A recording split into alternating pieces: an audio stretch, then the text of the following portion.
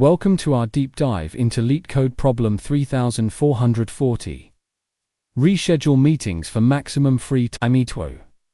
This is a medium difficulty problem that tests your understanding of interval scheduling and optimization techniques. Let's explore this fascinating problem together. Today we're tackling a real-world scheduling problem that you might encounter in calendar applications or resource allocation systems. This problem asks us to find the maximum continuous free time in a schedule, with the twist that we can reschedule exactly one meeting. It's marked as medium difficulty and falls under the interval scheduling category. Ready to dive in? Let's get started. Let's break down what this problem is asking us to do. First, let's understand the problem overview. You have an event that spans a certain duration called event time. Within this event, there are n non-overlapping meetings already scheduled. Here's the interesting part. You're allowed to reschedule, at most one meeting, to a different time slot. Your goal is to maximize the longest continuous period of free time. Now, let's look at the key constraints that make this problem interesting. First, all meetings must remain non-overlapping. After rescheduling, we can't create conflicts. Second, when you move a meeting, its duration stays exactly the same if it was 2 hours long before. It remains 2 hours long after moving. Third, all meetings must stay within the bounds of 0 to event time. We can't schedule outside our event window. And here's what makes version 2 different from version I. Meeting order can change. In version 1, meetings had to maintain their relative order, but here, we have complete freedom to place a meeting anywhere that fits. Let me show you visually how this works with a concrete example. Imagine we have an event from time 0 to 10. We have 3 meetings scheduled. Meeting 1 from 0 to 2. Meeting 2 from 3 to 5, and meeting 3 from 7 to 9. Looking at our original schedule, we can see the free time gaps. There's 1 unit of free time between meetings 1 and 2, 2 units between meetings 2 and 3, and 1 unit after meeting 3. The maximum continuous free time is currently 2 units. Now watch what happens when we reschedule. Meeting 1. We'll move it from position 0 to 2 to position 5 to 7. See how it slides across the timeline. After this move, we now have a continuous free time block from 0 to 3. That's 3 units. But wait, there's more. We've also created another gap from 3 to 5, which gives us 2 more units. However, the key is finding the maximum continuous free time, which is now 5 units from time 0 to 5.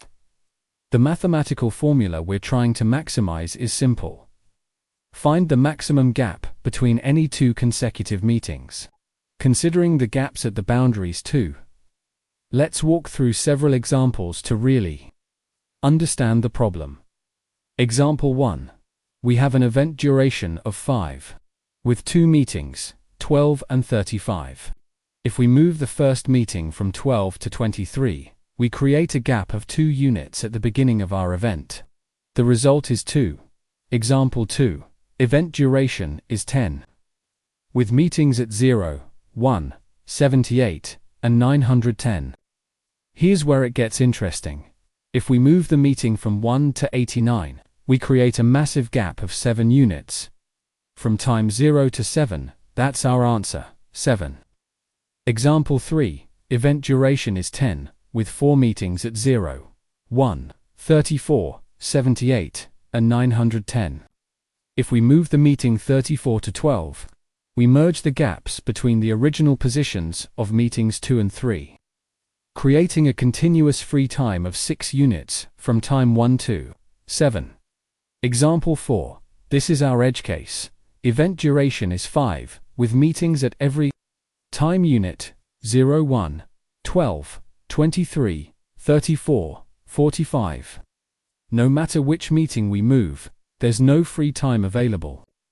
The result is 0. Let's break this problem down into simple, digestible terms. The core objective is straightforward. Find the longest continuous period without any meetings. Think of it like finding the biggest empty space in your calendar. The twist that makes this problem interesting is that you can move exactly one meeting to a different time slot. It's like having the power to reschedule one appointment to create a longer break. The constraint to remember is that the meeting duration remains the same when moved. A 2-hour meeting stays a 2-hour meeting, just at a different time. The strategy then becomes, try moving each meeting to create larger gaps. By moving meetings strategically, we can merge smaller gaps into larger ones. This is fundamentally an interval scheduling optimization problem, a classic computer science challenge with real-world applications. Before we dive into the solution, let me give you some hints to guide your thinking. Hint number 1. Think about gaps between meetings. The free time exists in these gaps. How can we maximize one gap? This is the key insight. We're not creating free time, we're consolidating it. Hint number 2. Consider moving meetings to merge gaps. If we move a meeting that sits between two gaps, we can combine those gaps into one larger gap. This is often where the optimal solution comes from. Hint number 3. Try all possible moves. For each meeting, try placing it in every valid position. This ensures we don't miss the optimal configuration. Yes, it might seem like a lot of work, but it guarantees we find the best answer. Hint number 4. Remember that order can change. Unlike version I of this problem, meetings can completely swap positions. A meeting that was last can now be first, and vice versa. This gives us much more flexibility in finding the optimal solution. Let's walk through the systematic thought process. For solving this problem, step 1. Identify all gaps. We need to find all free time periods between meetings and at the boundaries. These gaps are calculated as the time between the end of one meeting and the start of the next step. 2. Consider each meeting as a candidate for moving. For each meeting, we need to think, where can I move this meeting to create the largest possible gap? Step 3. Calculate new gaps after each potential move. After moving a meeting to a new position, we need to recalculate all the gaps in our schedule. This is crucial because moving one meeting affects multiple gaps. Step 4. Find the maximum across all possibilities. We track the maximum gap found across all possible configurations. This ensures we find the globally optimal solution, not just a locally good one. Let's start with the most straightforward approach. The brute force solution. The algorithm steps are simple but comprehensive. For each meeting I, we try every possible position j where the meeting could fit.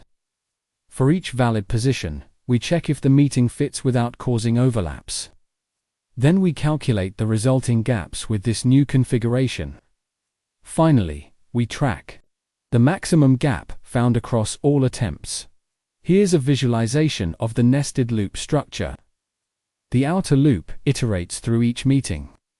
The inner loop tries each position from 0 to event time minus the meeting duration. For each valid placement, we calculate the maximum gap. The time complexity is O(n) cubed because we have nested loops over meetings and positions. Plus we need to recalculate gaps each time. The space complexity is O(n) for storing temporary meeting configurations. While not the most efficient, this approach guarantees finding the optimal answer.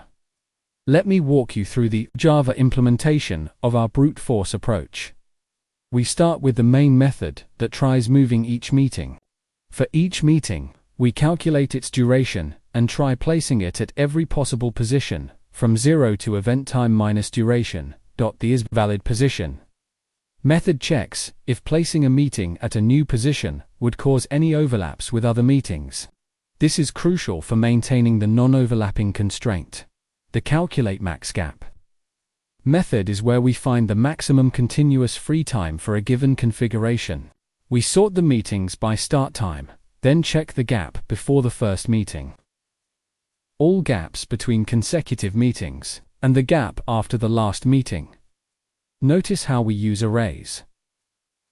Sort to keep meetings in chronological order. This makes gap calculation much simpler. The code is verbose, but clear, making it easy to understand and debug. Now let's see the same algorithm implemented in Python. The Python version follows the same logic, but with Python's cleaner syntax. We use list comprehensions and the copy method to create temporary meeting lists. V is _valid, _position. Method checks for overlaps. Using a simple condition. Two meetings don't overlap if one ends before the other starts, or one starts after the other ends. In calculate _max _gap, we use Python zip function to create meeting tuples and sort them easily. The max function helps us track the largest gap efficiently. Python's concise syntax makes the code more readable, though the algorithm remains the same. The time and space complexity are identical to the Java version. Now let's improve our solution with a key optimization insight. The key insight is that we only need to try placing meetings in existing gaps. Think about it. If we place a meeting in an already occupied time slot, we're not creating any new free time. We're just shuffling meetings around. Instead of trying every position from 0 to event time, we first identify all the gaps in the current schedule. Then, for each meeting, we only try placing it within these gaps. This dramatically reduces the number of positions we need to check. The algorithm now becomes find all current gaps. Then for each meeting, try placing it in each gap. Calculate the resulting maximum gap for each valid placement. This reduces our time complexity from O(n)³ to O(n)², a significant improvement. For those interested in an even more sophisticated approach, let's explore using binary search. The binary search insight is that for each meeting placed in a gap, the optimal position often maximizes the minimum of the gaps created on either side. This is a classic optimization problem, where we want to balance the gaps. The strategy uses ternary search, a variant of binary search, to find the optimal position within each gap. We're looking for the position that maximizes the smaller of the gap created on the left and the gap created on the right. This gives us a balanced, optimal placement. While this approach has a time complexity of O(n)² login due to the binary search, it's particularly useful when dealing with continuous ranges, and when you need to understand optimization techniques for similar problems. The elegance of this solution lies in recognizing that the optimal position follows a mathematical pattern we can exploit. The advanced Java implementation uses ternary search to find optimal placements. The find optimal placement method removes a meeting and searches for its best new position. We use ternary search within each gap to find the position that maximizes the resulting free time. The ternary search divides each gap into thirds and compares the results at 2 points. Based on which gives a better result, we narrow our search range. This continues until we've found the optimal position.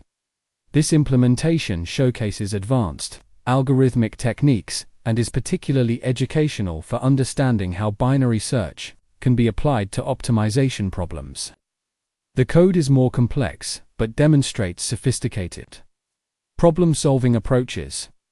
The Python advanced implementation mirrors the Java version with Python's syntax. We use the same ternary search algorithm but leverage Python's tuple unpacking and list operations for cleaner code. The find_possible_positions method identifies all gaps where we could place a meeting. The ternary search in find_optimal_placement efficiently narrows down to the optimal position within each gap. Python's min-max functions and list comprehensions. Make the code more concise while maintaining the same algorithmic approach. This implementation demonstrates that complex algorithms can be expressed elegantly in Python while maintaining efficiency and correctness. Let's analyze the time and space complexity of our three approaches.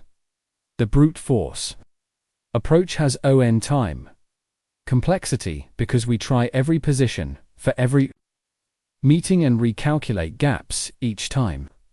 While simple to understand and implement, it's not efficient for large inputs. The optimized approach reduces this to O(n)² by only trying positions within existing gaps. This is usually the best choice for interviews. It's efficient enough and relatively simple to implement correctly under time pressure. The binary search approach has O(n) log n complexity. While it adds a logarithmic factor, it doesn't provide significant practical benefits for this specific problem. However, it's an excellent technique to know for similar optimization problems. All three approaches use O(n) space for storing temporary meeting configurations. The key insight is that the optimized approach offers the best balance of efficiency and implementation complexity. Focus on clear, correct implementation rather than micro-optimizations that add complexity without significant benefit. Let's summarize what we've learned from this problem. First, this is fundamentally an interval scheduling optimization problem. These problems appear frequently in real-world applications and coding interviews. The key insight is that moving meetings can merge gaps. By strategically placing a meeting between two gaps, we can combine them into one larger gap. Always start with brute force, then optimize. This approach helps you understand the problem fully and ensures you have a working solution before optimizing. Consider edge cases carefully, such as schedules with no gaps or just a single meeting. These cases often reveal bugs in your implementation. Finally, remember that in version 2, meeting order can change. This is a crucial difference from version I, and gives us much more flexibility in finding the optimal solution. With these insights and implementations, you're well equipped to solve this problem and similar scheduling challenges. Happy coding! And keep learning. The journey of problem solving is just as important as the destination.